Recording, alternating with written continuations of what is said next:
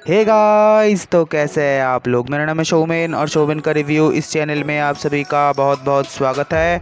तो आज की इस वीडियो में मैं Venom 2 let there be Carnage के पोस्ट क्रेडिट सीन को एक्सप्लेन करूंगा। तो वीडियो तो स्पॉइलर से भरा हुआ होगा। अगर आपने ये मूवी अभी तक नहीं देखा तो आप इस वीडियो को स्किप कर जाइए, पहले जाके आप मूवी को एंजॉय करें, उसके बाद आकर मेरी वीडियो को देखें, क्योंकि आगे इस वीडियो में Venom 2 let there be Carnage को लेकर मेजर स्पॉयलर्स है। तो अगर आप स्पॉइलर से बचना चाहते हैं तो अभी के अभी जाके आप इस मूवी को देख ले, उसके बाद आकर मेरी वीडियो को देखें। तो जब मैंने स्पॉइलर वार्निंग दे दिया है तो चलिए आप वीडियो को स्टार्ट करते हैं।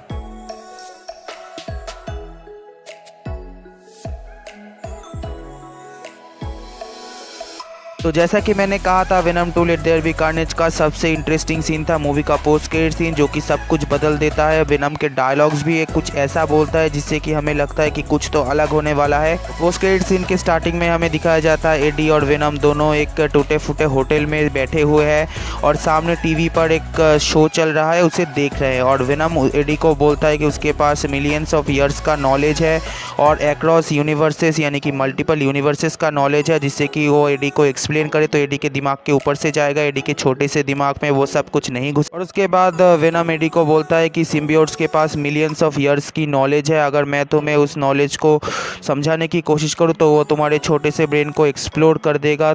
तो तभी एडी उसकी बातों को सुनने के बाद बोलता है कि भाई कहना क्या चाहते हो। और तभी वेनम बोलता है कि सिम्बियोट्स के पावर का एक छोटा सा नमूना मैं तुम्हें दिखाता हूँ। और उसके बाद ही एक ग्लिच होता है, ग्लिच होने के बाद एक तेज रोशनी के साथ सब कुछ नॉर्मल हो जाता है। और तभी एडी वेनम से पूछता है कि ये तुमने क्या किया।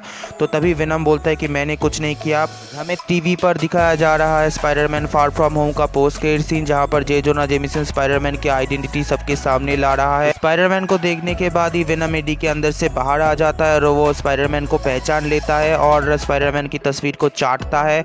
और तभी हमें दिखाया जाता है कि एक आदमी आ जाता है और आने के बाद एडी को बोलता है कि तुम मेरे रूम में क्या कर रहे हो। और तभी पोस्ट क्रेडिट सीन खत्म हो जाता है। तो मेनली यही था पोस्ट क्रेडिट सीन। तो पोस्ट क्रेडिट सीन देखने के बाद जितना ज़्यादा एक्साइटमेंट बढ़ता है उससे भी ज़्यादा क्वेश्चंस हमारे मन में आ जाता है।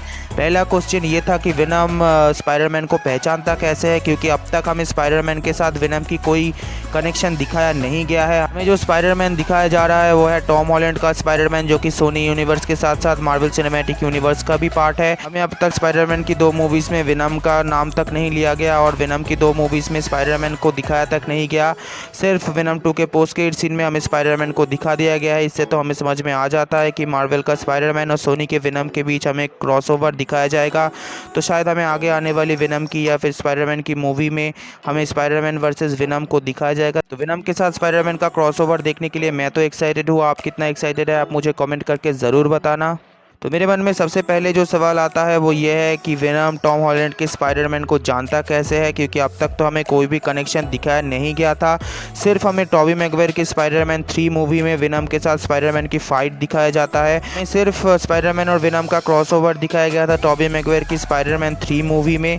तो सिर्फ उस मूवी में ही हमें वेनम के साथ स्पाइडरमैन की लड़ाई दिखाई गई थी, स्पाइडरमैन के साथ वेनम की फाइट दिखाई गई थी। उसके बाद वेनम के साथ स्पाइडरमैन का कोई भी कनेक्शन हमें किसी भी मूवीज़ में दिखाया नहीं गया है। तो पोस्ट क्रेडिट सीन के स्टार्टिंग में ही वेनम ने कहा था कि सिम्बियोट्स के पास मिलियंस ऑफ ईयर्स की नॉलेज है और मल्टीपल यूनिवर्स का भी नॉलेज है। तो ऐसा हो सकता है कि पोस्ट क्रेडिट सीन में हमें जो ग्लिच दिखाया गया था वो उससे शायद मल्टीवर्स का जो दरवाज़ा था वो पूरी तरीके से खुल चुका है। ऐसा हो सकता है कि स्पाइडरमैन नो वे होम में डॉक्टर स्ट्रेंज ने जो कांड किया उसके बाद मल्टीवर्स का पूरा दरवाज़ा जो है वो खुल चुका है। तो ऐसा हो सकता है कि टॉबी मैगवायर के स्पाइडरमैन 3 में हमें जो वेनम का सिम्बायोट दिखाया गया था उस सिम्बायोट के साथ इस सिम्बायोट का कोई ना कोई कनेक्शन है, नहीं तो वेनम स्पाइडरमैन को देखने के बाद इतनी अच्छी तरीके से उसे पहचान नहीं पाता। तो जब ही वेनम ने स्पाइडरमैन को पहचान लिया तो इससे तो हमें समझ में आ चुका है कि वेनम के साथ हमें जल्दी ही स्पाइडरमैन का क्रॉसओवर दिखाया जाएगा। तो ये क्रॉसओवर एमसीयू में दिखाया जाएगा या सोनी में दिखाया जाएगा ये तो हमें नहीं पता। इस सवाल का जवाब देना काफ़ी मुश्किल है कि वेनम ने स्पाइडरमैन को कैसे पहचान लिया, वो भी टॉम हॉलैंड की स्पाइडरमैन को,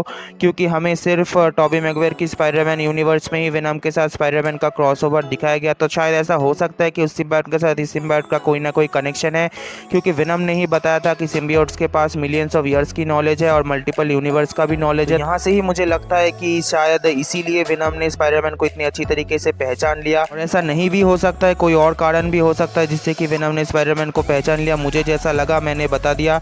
अगर आपके पास कोई बेहतर आंसर है तो आप मुझे वो कमेंट करके ज़रूर बताना।